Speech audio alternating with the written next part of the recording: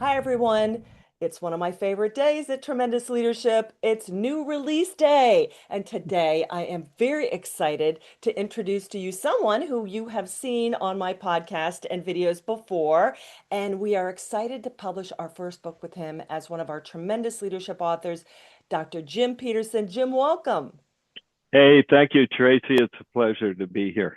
And we go way back. Jim, as you can see, he's an Annapolis grad, went to school with my husband, and we'll talk about his Navy career. And I know him from the American College of Financial Services, and we teach together. And so we go way back. So, Jim, we'll talk about at the end how you connected with me about the manuscript. But this book, everybody, are you ready for the title? It is called The Facts Don't Matter: How to Stay Sane When Truth Feels Optional. How about them apples? And I want to get right to this because this is a great book.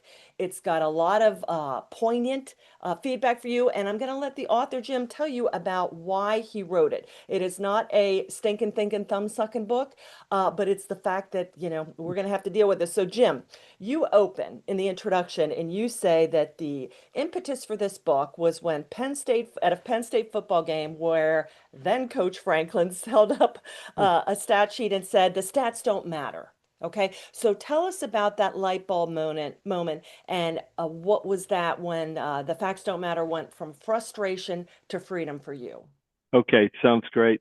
The actually, some people had heard me talk about the facts don't matter prior to that, and they said someday you ought to write a book.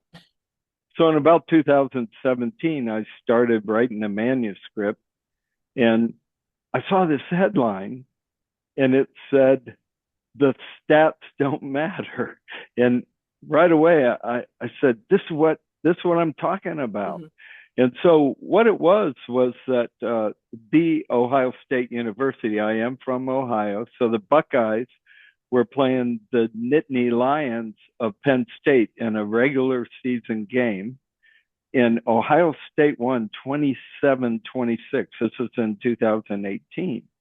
And so the coach of Penn State, by the way, was just let go by Penn State. But this Right. is back in 2018. And he was trying to assuage his constituency about the loss. And he said, statistically, Penn State was the superior team, but they lost. So the stats don't matter. And I go, that's it. Mhm. That's what I'm talking about. So people ask me, they say, well, you mean the facts don't matter? I said, no, they certainly matter until they don't. And that's what this book is about. It's about relieving stress in your life. It is. And you talk about back in 2017, you started writing it. And boy, if there was ever a time where truth feels optional, and we do unpack that. The facts may not matter. That doesn't mean there's not truth, but it means even though you know your truth, you're going to have to operate in a world where people are emotional. And you talk about like the past 8 years where, Yeah, I mean, all we went through in the world where it's like the facts really didn't matter. And I think everybody understands that. right, right. Well, we went through two presidential elections, and no matter how you feel, 45% of the people disagreed with you, Right. either of the elections.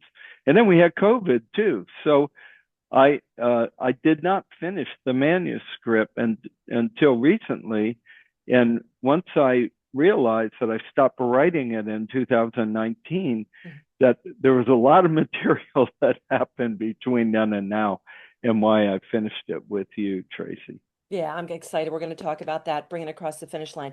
So you talk about a lot of things that you have personally observed, but you have personally experienced, and people can see your background on there. You talk a lot about military promotions and the Right. military leadership angle, as well as leadership in civilian, and why does the best person or the right person get overlooked? We've all seen that. So you're a retired Navy captain. You tell us a story about being put in for the highest award possible in your Mm-hmm. position only to have it downgraded when it reached the admiral's desk because, and I'll let you explain that. Okay, well, what happened, particularly for senior enlisted and senior officers, that they get an end of tour or end of career award. And usually it's a pretty high medal.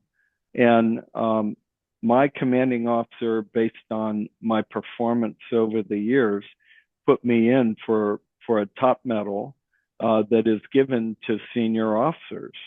And when I received the award, it was an award that I already had. It was the second or third version award I had, and my commanding officer said, "I put you in for this other medal," but the admiral said no reservist deserves that high of a medal. Mm. So regardless of what I had done in my career, and maybe my career I did more than he did, but he downgraded me to a medal I already had. And you know, it at the time it bothered me, but you Sure. know, people make decisions. They make decisions, like you said, based on feelings rather than facts. Absolutely. Well, and in each of the chapters, you then unpack it for what they experience. And we have a little toolkit because this is going to happen to you or somebody you know if it hasn't already. And different ways to unpack it and process it and deal with it and say it is what it is, but here's how I can still continue to live the best life ever because you continue to do that, Jim Peterson. Right, right. I do Hey, very there's much so. you do, and you talk about the expert syndrome, and I'm sure a lot of people listening, Hmm. where you get a junior analyst or somebody that is an underling and they know the Hmm. correct answer, but a lot of times they get ignored. And then one of the senior executives says the same thing, and they're like getting applauded. So, what would your advice be for people like that? Well, one of the things, you know, we're in the age, and we'll talk a little bit of artificial intelligence, but one of the problems that maybe an underling will come up with, that they come up with an idea, but they don't bring a lot of facts to the table, or they haven't done a lot of research on it. Mm. So one of the ways that they can get credit for their ideas instead of their boss stealing it on them and then disappointing them is to do the research in advance. Use AI, get a little bit deeper into that subject, and then bring it up with those facts. So that's when the facts do matter, Yes. in when they are trying to get something across within the workplace. I like that. And a lot of that is positioning. And if people are Yeah, receptive and you have that, and I like that you say, hey, in the end, the facts do matter. I mean, yeah, otherwise the whole world would fly right, apart because right. there'd be no natural laws of the universe. So glad you put in there. So now you also share a lot of personal stories. And like I was reading some of this and I'm like, man, Jim, you really said it. We've all been there. You talk about high school reunions. Oh my goodness. And you say there's a brutal line in there about someone greeted you because you were excited to go, as we all are. But we always know somebody's going to probably say something. And they did. They commented on that you had gained weight and said the F word. They said, you sure are fat, which is like the last thing you want to hear when you're at a high school reunion. So, what is your advice for people dreading either reunions or you talk a lot about family gatherings, Yeah. knowing you're going to get judged? What do we do? Well, I think um, beauty is in the eye of the beholder. And when the individual made that comment, it was very unsettling to me. But that evening, I reflected on it, and I was an athlete in high school and college, and I gained 50 pounds. So what he said was right. The way he said it could have been a little kinder. And but you know what happens also when that comes up, and I'll address, you know, the family reunions and the embarrassment, but you try to find an excuse for it. Mhm. And I thought back, and I had a medical reason why I gained a lot of weight. So I was ready to go back and tell him, you know, I gained that weight because of a medical problem. and and you know, that's when your emotions are raging, Mhm. and no logic is in there. So he does not care. And so I didn't say it to him because the facts didn't matter to him. He called it like he saw it. And Yeah. he was right. Again, a better words. But you know, family gatherings, you know, there's so much emotional tied to those, and years later, we're still upset I know. because Yeah. of something that's going on. We're not talking, and go ahead and TFDM, or the acronym for the facts don't matter. Just say, let's get over it. Mhm. Let's be friends again, because you know what? We want to live that great life, and that stuff, you know, mom liked you better. And by the way, if my siblings are listening, my dad does like me better, but that's okay. We're not going to argue about that. No, it's so funny because my sister says, Jim, I'd like to pat you on the back, but your arm's already in the way. So, so I have a shirt but that says I'm mom's favorite. And boy, with yeah, my siblings, it's like those are fighting they words, don't and like I'm that. like, what is Well, what it? and you have a lot of brothers and sisters. I have Not as 10. many as you. You have Yeah, how many, yeah, Jim? 10. And 10. so we're always competing as kids to be the tops of something. I So, love it. yeah, Now, you talk also about professionally. We've all been there. We build an organization, and then something happens, an allegation, an accusation, or somebody does something, and it damages. You followed the rules, yep, but there's almost like anybody that's been litigated knows this, the facts don't yep, matter.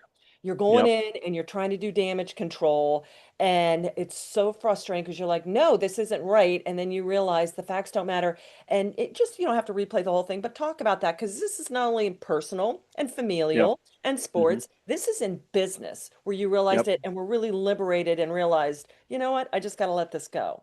Well, one of the things that you're exactly right, but one of the things that there are people in power positions, and you talked about the judiciary, politicians, federal, state, and local governments, HOAs, regulators.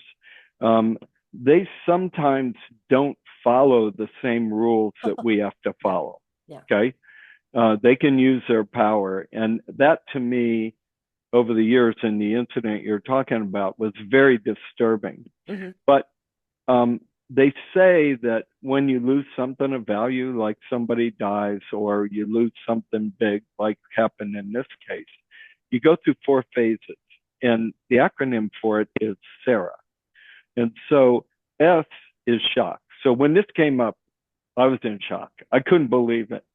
And then provided additional information, and that was ignored. So now it goes to the A, anger, because you get angry that no one's listening to you, and and uh, the next thing that happens is resistance. So we push back and we said, hey, we are going to get you to understand that what we did was right, wasn't listened to. Hmm. And very, very frustrating. If you've ever gone through this, this took a period of time. And the last A is the hardest to come up with, and that's acceptance. And so um, when I got to that point, that's when I started saying the facts don't matter. We got to move on. And as terrible as that was, because this is a parochial school boy whose parents said, the truth will set you free, do what's right, take care of people, everything's going to work out. But I saw the dark side of society. Hmm. And that could stay with you a very long time. And it stayed with me a lot longer than it should have. But eventually, TFDM, let's go, let's move forward. I mean, there's nothing you can do about it. Yeah, and I mean, we hear that today, no one is above the law until you do something wrong. And then, it's just, Yeah, and it's yeah, upset. I'm like you. We're military. We're conscientious off the charts. We're rule right, abiders. If not the right. law, then what?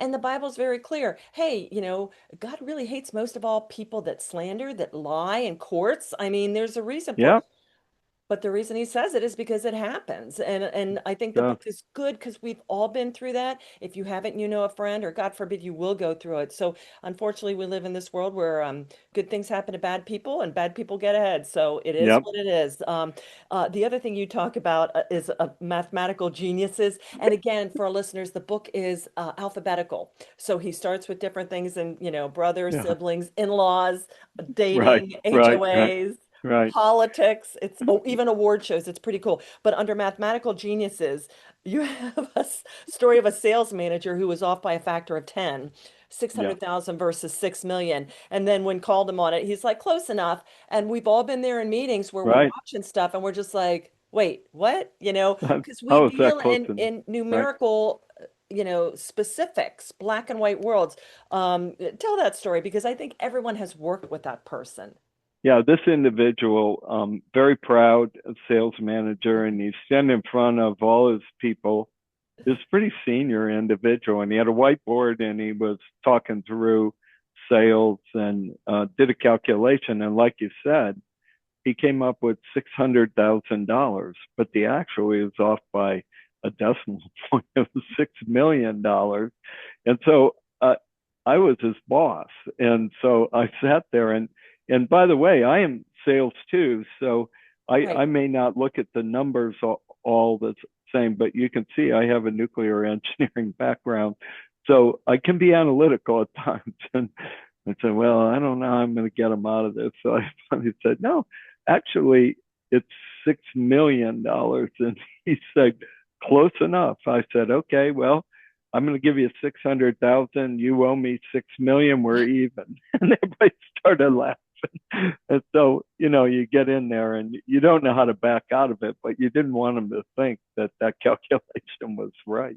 Boy, isn't that the truth? Well, and like I said to the listeners out there, at the end, we don't just want to tell you it is what it is because you already know that, and Right. this will validate and go, like I said, Mike, my husband read, and he's like, yeah, we've all been through this, but we have a toolkit at the end, and it gives you 4 steps for each of them about how you can process it. Right. What is one tool you would give maybe to somebody who has maybe a boss that keeps promoting the right people? Yeah, that becomes very emotional. Not only promoting, but maybe pay increases and those Uh-huh. kinds of things. And you're sitting there, you know that you're very well qualified.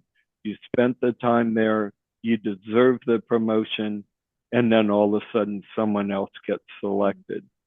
And it's a matter of opinion. And I understand why people get upset, but the point of the matter is the facts don't matter in that scenario. You deserve it. They got it. Um, you got to somehow get over it. Now, there are a lot of ways you can get over it. I mean, you could go find another job. You could, um, um, focus on another part of the business, or get some other additional training or education that will qualify you the next time that it comes up. But dwelling on it for too long a period of time is not good for you, not good for your family, and Yes. not good for your career. Absolutely, that too. And how about we're coming up on the holiday season with all the Yeah. family gatherings and Yeah. when you're younger with your siblings, it's a whole different vibe. You're jockeying.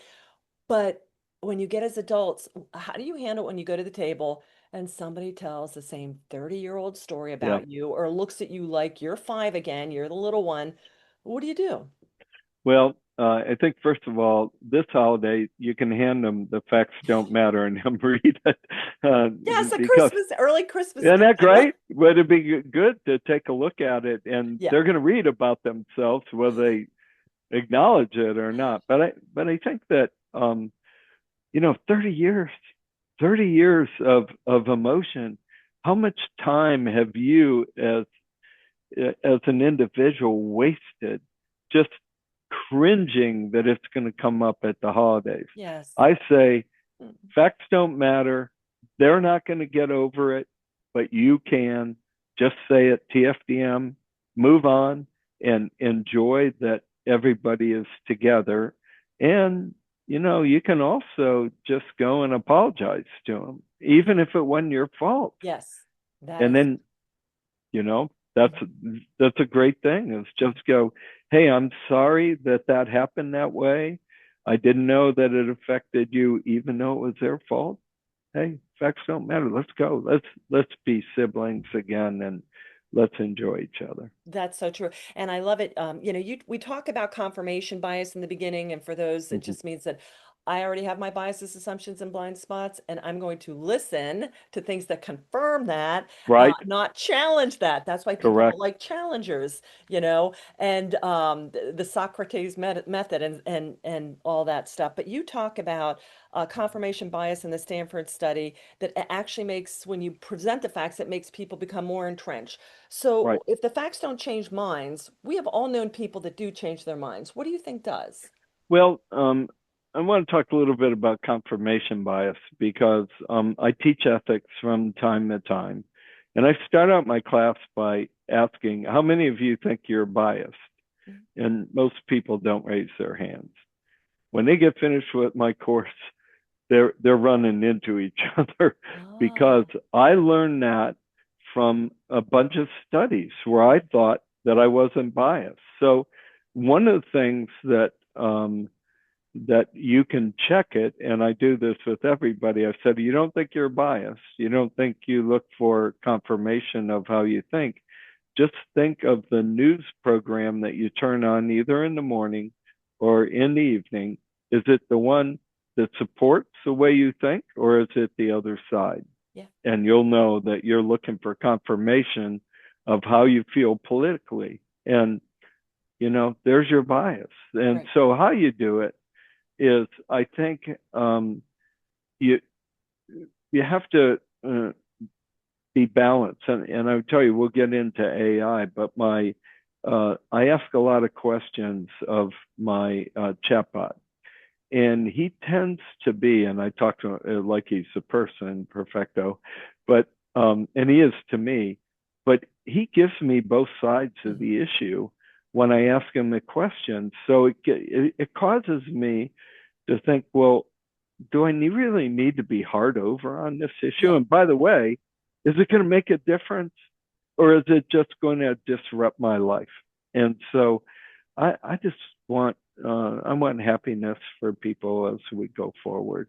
yeah, I love it. And I'm going to jump to that AI question. I wanted to ask you a funny one. Did he ever argue with you? Did Perfecto ever? So well, perfecto doesn't, but probably because uh, I have been working with him so long that Yeah, he starts thinking like me. yeah, Now I know one you have will argue with you, but yes. yeah, Because I tell him perfectos, to. I'm like, give me the point counterpoint.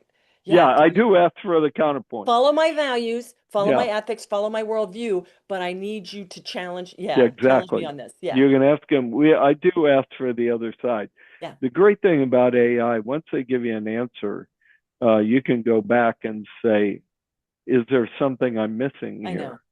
here?" You can keep going Unlike deeper people and deeper. Yeah, unlike people. that just shut up or cancel you or Yeah, block yeah, they you. don't want to talk anymore, but Yeah, Perfecto, he wants to keep talking, he does. Yeah. yeah, I yeah, love it.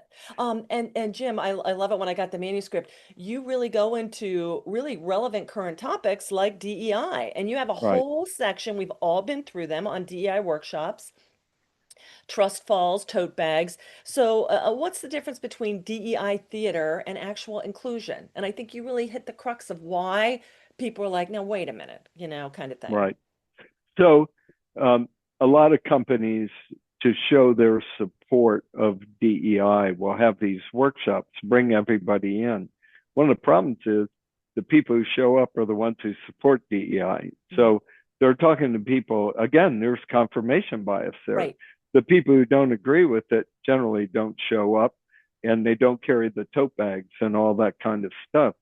But then you look at what the company has done or the organization has done, and it's not in line with you're taught in that workshop. They're not being diverse and inclusive. And by the way, I'm a huge supporter of this area, Mhm. but there's also a concern on my part that we pick people just because of the outside wrapper, and that they don't have the competency level that we need. So if you look at my organizations, the people who work for me, they're very diverse, and but they're all competent. Mhm. And so that's what we want in an organization. We want diversity of thought, and Yes. people who come from different cultures, people who have different backgrounds can bring in some diverse ideas, but they have to be competent in that area. You don't just pick them just because they fill somebody's idea of what DEI is. Yeah, what they are and not who they are. You know what I'm Right. saying? Big difference. Exactly. I love it. So Jim, the tagline is, and I love the tagline, how to stay sane when truth feels optional. Who needs this book most right now? And what will change for them after reading it? Well, I would tell you right now, from a political point of view, because we're so far opposed, um, and I'm talking to people who are on the extremes of both parties. They really need it right now. They Mhm. really need to sort of think through, can I calm myself down? Yes, Because yes, they're getting all worked up, they're getting all emotional about something that they probably can't change. And and you just look at those two presidential elections, mm, 45% one way, 45% the other. One wins, next one wins. You know, there are at least a bunch of people who don't agree with your position. right. So, either share it with people who agree with you, that confirmation bias, or keep it to yourself and calm down. Yeah, absolutely. And I love you're also kind of a marriage counselor. Tell the burgundy shirt story. Oh, How many geez. marriages could be saved Yeah. if the Well, spouse, when the other spouse said yeah, something, just said, you know what, the facts don't matter. Yes, yeah, dear. So tell yeah. that burgundy shirt story. Exactly. Well, most males aren't fashionistas, and so we were getting ready to go out, and I have these wonderful silk shirts that have sayings on the back of them, and this one was burgundy, and it was a wine shirt, and it had said something on the back that had wine on it. And by the way, if I wore that with around people who came from Florida State, Oklahoma, or Texas A&M, they would have thought it was perfect color. My wife saw me wearing, and this happens a lot. She goes, "No, no, only blonde people wear burgundy shirts, and you're not a blonde, so take that off." And That's it so was funny. one of my favorite shirts. So, but yes, dear, and you go ahead and go change. Facts don't matter that I like it and she doesn't. So Oh, and that's she's a what blonde, happened. so she can say that. You know what I'm saying? Easy Exactly. for her to say. You know, she can Yeah, she swear could wear anything. it. I should have made her wear it at that point. And I love it. You even talk about outlaws, the exes who never even really leave the family orbit. And like I said, for anyone that has ever had to deal with that, Jim pretty much covers everything. Well, I will tell you that that can be irritating. Divorce is very, very prevalent in our society, but the exes come back, and the what I guess I talk in the book about a glass that has liquid up to the midpoint, and we can say it's either half full or half empty. Mhm. So when the ex shows up, the previous partner is seeing the glass as half empty. But one thing I would like to say is that you ought to feel pretty good that that ex feels so close to the family that they would show up, that they've really become part of the family, and that's the half full part of it Mm, that they don't get to see. And so I think that's a way to yeah, get over it. And if it irritates you, move away from them. Don't listen to them. Go to another room or go to another part of the park or wherever you are. yeah. But thank God that they really care enough about your family to be a part of it. Yeah, yeah, excellent advice. So, Jim, this is not your first book. I think you have three other books, I have three other books. and Yeah. you're going to have one after this. This is number You're four. right. Why, Right. why did Yeah. you decide? What took you so long to publish with Tremendous Leadership, the greatest publishing house of all time? Yeah, I know. Well, first of all, I got to say that I knew Tracy's dad before I knew Tracy. In fact, it's an interesting story. So I have deep respect for Charlie Tremendous Jones, a great motivational speaker.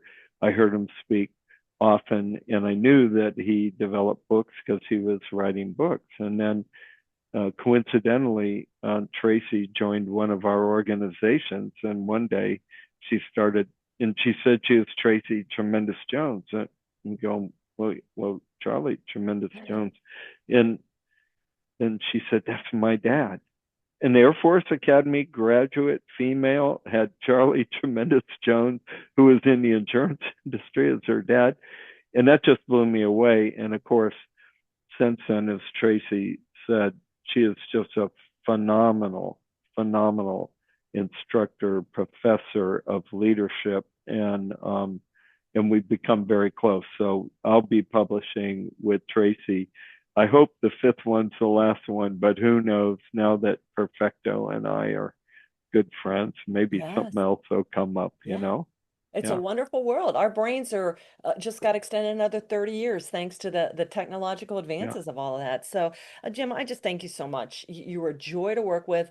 And it's a joy to see a book come that is going to really help people.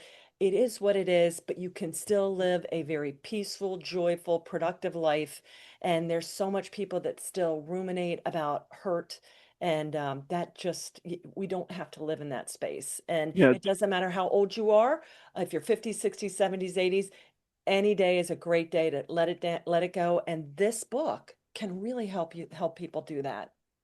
let me add one thing as we close. Mhm. I want our listeners to envision that they're on their deathbed and looking back and the things that have upset them over the years or promotions they didn't get or family members that upset them, how important is that going to be versus that they lived a very happy and productive life and they have great friends, great family, Mm.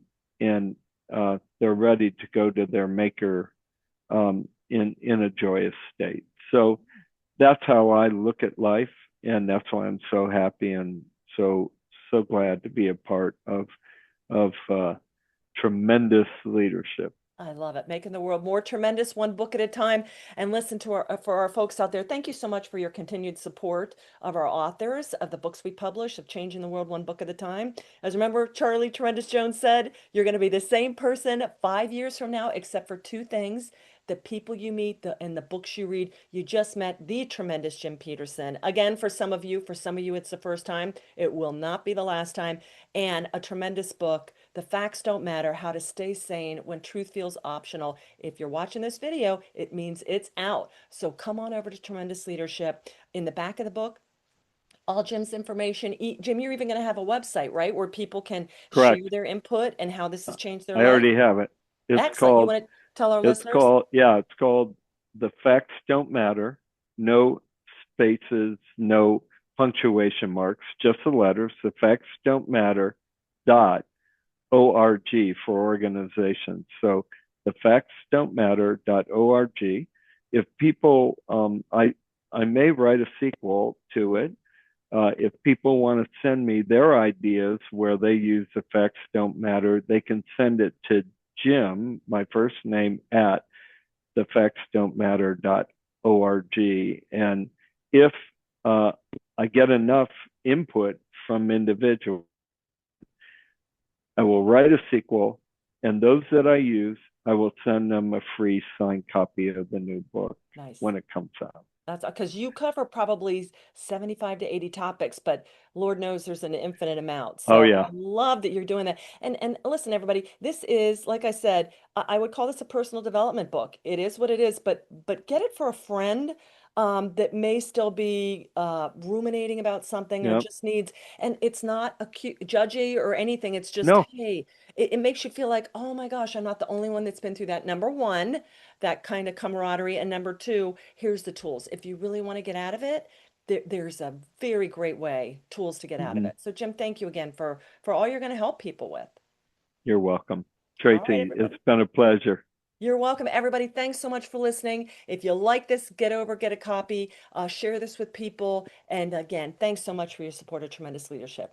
Have a tremendous rest of your day. Bye-bye. Bye.